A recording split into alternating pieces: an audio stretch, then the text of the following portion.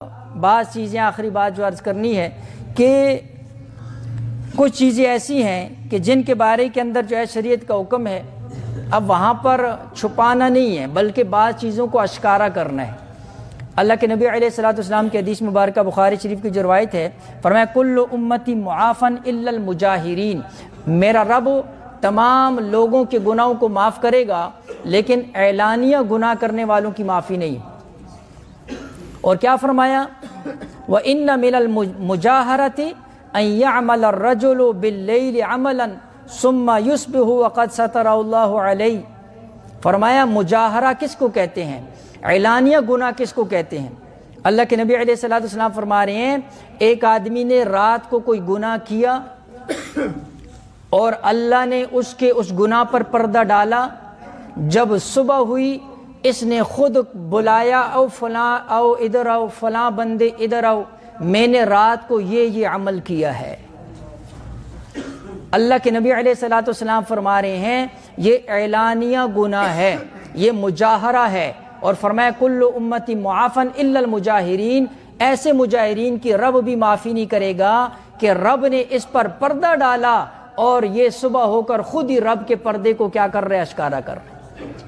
اللہ اس پر پردے ڈال رہا ہے اور یہ خود ہی اپنے پردوں کو اٹھا رہا ہے، لہٰذا یہ مجاہرہ کے اندر شامل ہے۔ تو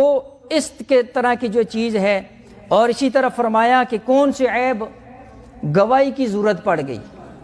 اب جب گواہی کی ضرورت پڑ گئی اور آپ کو پتہ ہے فلاں نے فلاں کا جو ہے نا جی حق دینا ہے، فلاں نے فلاں کا حق کھایا ہے، فلاں نے فلاں کی چوری کی ہے، قتل کیا ہے کوئی اور، اب گواہی کے اندر اب اس کو چھپانا نہیں۔ اب یہ نہیں کہ بھائی اس کے اوپر پردہ پوشی ہے، یہاں پردہ پوشی کا حکم نہیں ہے، یہاں تو دوسرے مسلمان کو جو ہے اس کی تکلیف، بلکہ یہاں پر قرآن کا حکم یہ ہے کہ اگر یہ بندہ گواہی کو چھپائے گا، فرمایا اس کا دل گناہ گار ہوگا، کیونکہ گواہی دل کی چیز ہے، دل کے اندر ہوتی ہے، لہٰذا اللہ فرما رہے ہیں اس کا دل گناہ گار ہوگا۔ تو یہ وہ چیز ہے جس کو بتانا ہے، اس کے اوپر پردہ پوشی نہیں ہے، یا لوگوں کو کسی کے شر سے بچانا ہے۔ ایک بندہ آپ کو پتہ ہے کہ فلاں بندہ شریر ہے، یا فلاں بندے کی وجہ سے لوگوں کو نقصان پہنچ سکتا ہے، اس کے عقائد کی وجہ سے، اس کے نظریات کی وجہ سے، اس کے عمل کی وجہ سے، اس کے معاملات کی وجہ سے، کسی نے آپ سے مشورہ لے لیا فلاں جگہ کے اندر رشتہ کرنا ہے کیسے لوگ ہیں، کسی نے آپ سے مشورہ لے لیا فلاں کے ساتھ کاروبار کرنا ہے کیسے لوگ ہیں، کسی نے کہا فلاں کے ساتھ کوئی معاملہ کرنا ہے کیسا بندہ ہے۔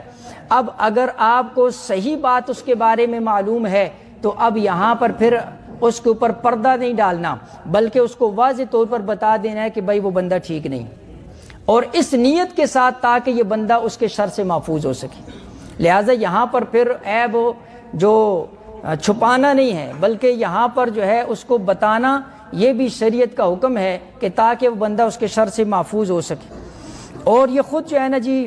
آتا ہے، ایک آدمی حضرت عائشہ رضی اللہ تعالی عنہ کے پاس، تو اللہ کے نبی علیہ الصلوۃ والسلام نے اس آدمی کے آتے ہوئے پھر اس کے بارے میں کیا کہا، فرمایا بیسا اخو العشیرتا۔